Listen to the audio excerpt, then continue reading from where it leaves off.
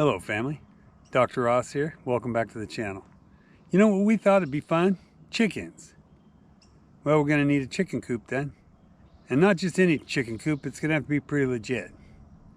But we're going to make a really nice chicken coop practically free. DIY pallet wood chicken coop. How about that? Well, the chickens are already here. They're living in a tub. So we got a pretty short deadline and a tight budget. Let's get started.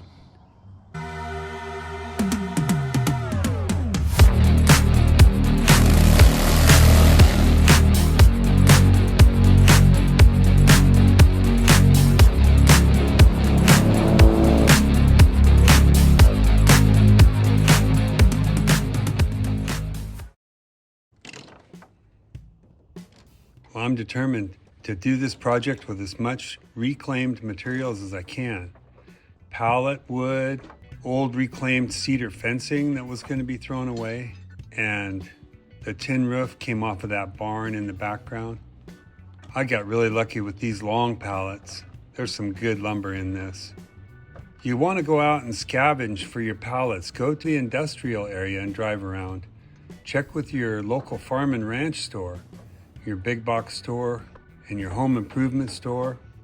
Find a fencing and decking company in your area and ask them if the next time they're doing a demo, you can come pick up some old cedar fencing they were going to throw away. If you cut the rotten ends off, you can get some great wood out of it. With the pallets, a lot of places will have you pick them up and haul them away for free. Some of them have a nominal charge, but it's well worth it. You do have to deconstruct the pallets and pull all the nails out yourself. And it's not choice lumber, but you can cut the bad ends off and get the good pieces out of it. I decided to start with the chicken yard, which is 6 feet by 9 feet. The mesh screen we ordered is 36 inches wide, so everything was based on that mesh screen being able to be stapled to the studs. To start, I picked out a couple of the straightest long pieces I had and lay out the side walls of the yard. I didn't have any plans, just a rough sketch. The main goal was to have it so that 36-inch screen can be stapled onto. Now it's really hard to tell because of the camera angle and the wide angle lens. The far end of the wall is 6.5 feet tall and the near end is only 5 feet tall, so it tapers quite a bit. It just doesn't show up very well in this shot. In order to do the angles properly, I'm going to do the two ends of the wall, and I'm going to use this angle finder called a sliding T-bevel, and I'll set my saw to that angle so that I can cut the tops of the studs.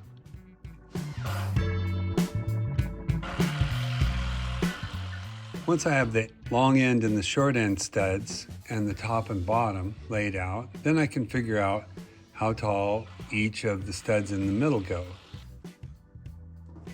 The way I can figure out how tall these are without doing any fancy math is I cut these 33-inch spacers because 33 is the distance I want between the studs. Once I lay it all out with the proper distance between the studs, I can just mark where to cut it off.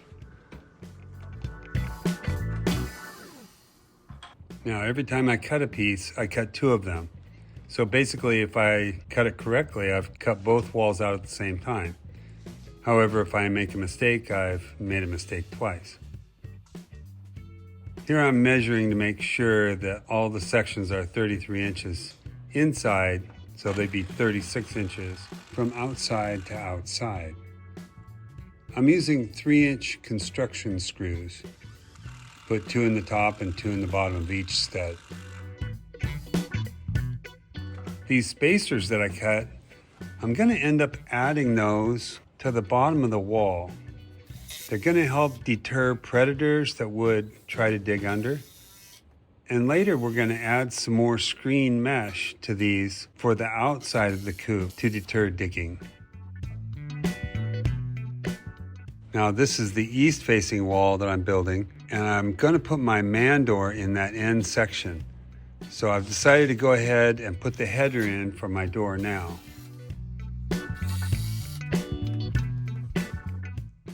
So I've finished with the east facing wall. And if everything was cut right, I'm all ready to put the next one together. I should be able to just lay it out on the floor and zip it all together.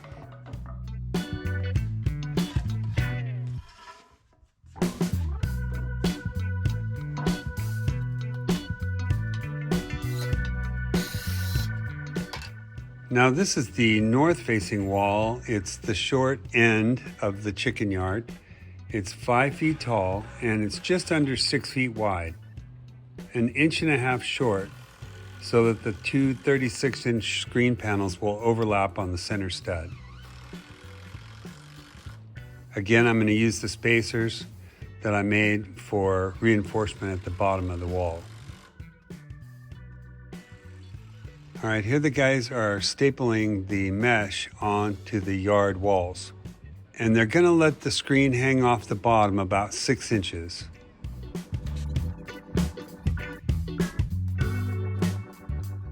Now here we're working on the actual coop walls. It's sure fun to be able to work with the whole family. All my kids are so capable and confident and intelligent. Couldn't live without them. We're going to go ahead and assemble the chicken coop house itself in the garage. Here we're putting the floor onto the side walls. Just a couple screws will hold that together. And the whole design is for this to be modular. It can be taken apart and moved. There's the two side walls with the floor. Now we're going to add the front and back walls.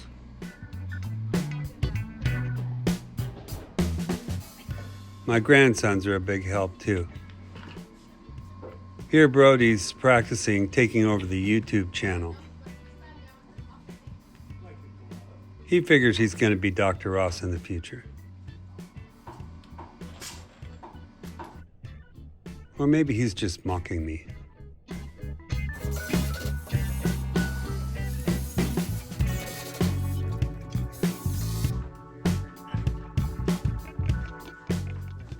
All right, so it takes the whole family to get this thing out and load it onto the little truck.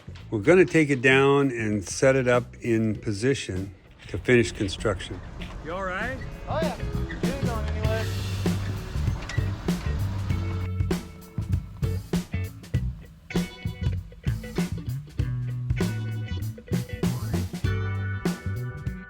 At first, we're going to do a trial fitment and make sure all the modular pieces fit together.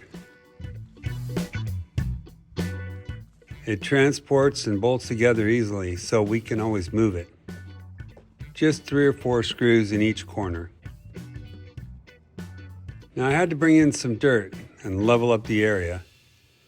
Got it all compacted, and now we can move the chicken coop into place. We decided to add screen mesh underneath the house so that the chicks could get in out of the sun, have a little place to hide. That was Janice's idea. And she was right. They love it underneath there. And they're safe. This thing's built like Fort Knox.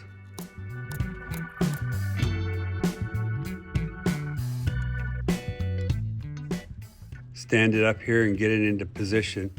And you can see how the screen comes down the walls and lies on the ground. Nothing's going to be able to dig under from either side, in or out.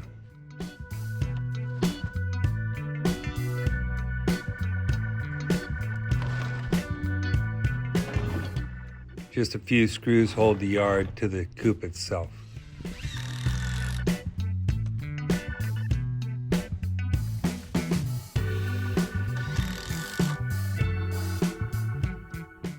We're going to put the rafters across the top. We need these to keep it from being wobbly, and we need somewhere to screw down the roofing.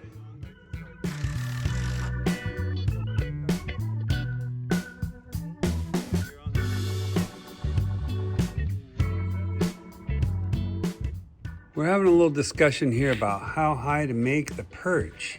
We're playing a little game of if I was a chicken. We finally arrived at 18 inches for the roost. Now, we're going to make this roost removable so that you can clean easier.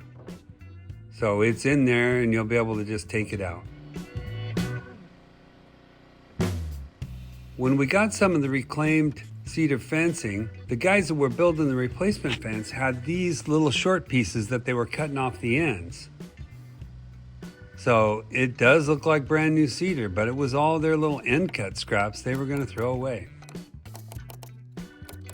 If you can find a fencing company to get some of this from, you're saving them a lot of dump fees and disposal fees, and they'll gladly give it to you.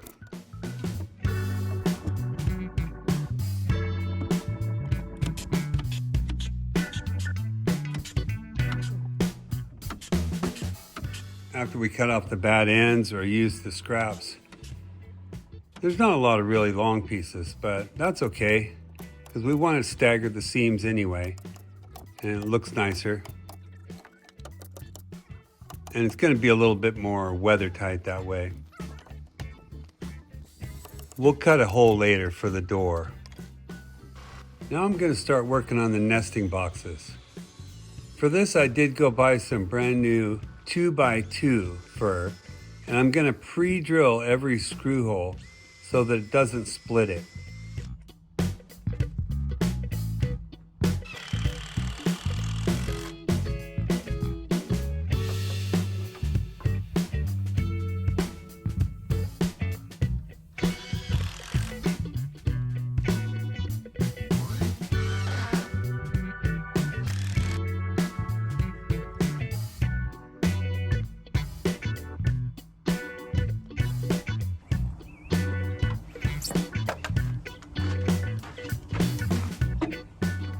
The frame for the nesting boxes doesn't have to be extremely strong because I'm going to add the siding, and as I do that, it's going to tie it into the wall of the coop, and it's going to end up being super strong.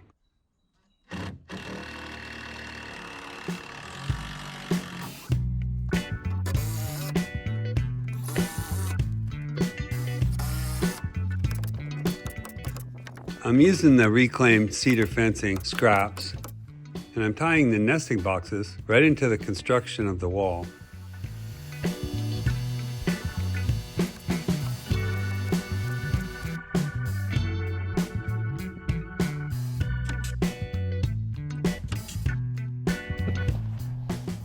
So here's how the nesting boxes turned out.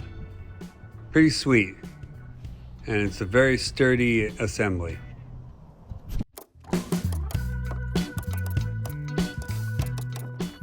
Now we've just got to finish this back wall and put some trim on the corners.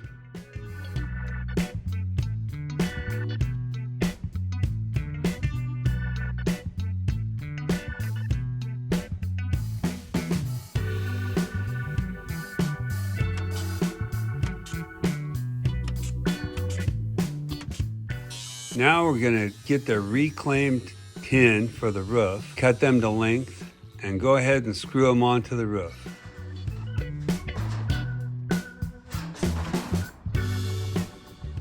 Now that that's done, I'm going to build the top door to the nesting box.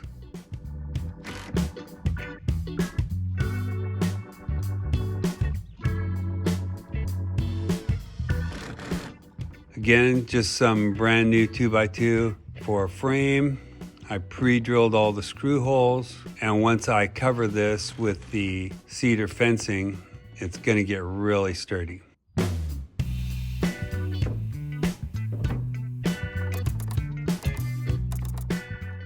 Some metal on there just to match the roof, and some hinges, and you got your door.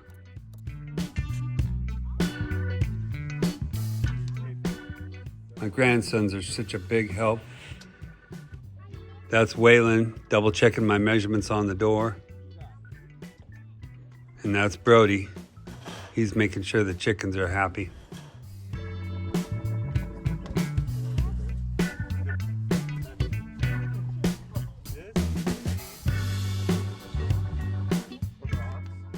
There's really nothing better than doing a project all together as a family.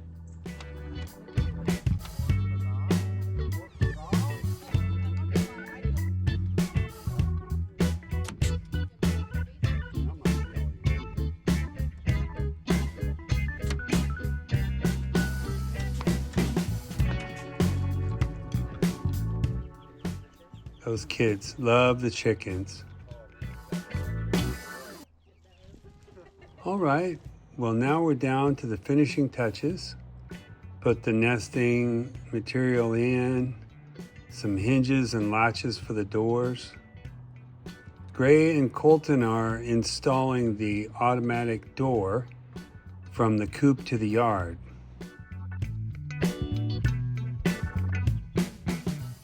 This is a really trick operation. The brand name is Omelette, and it's an automatic door that's programmable. It's got a solar sensor. There's a light inside the chicken coop that comes on when the door's 2 minutes from closing, and we've got it set on a timer. It's a really slick operation, actually. All right, also Gray and Colton are putting screen mesh all around the outside now, stapling it to those braces on there. And we put a little bit of bark chips around over that.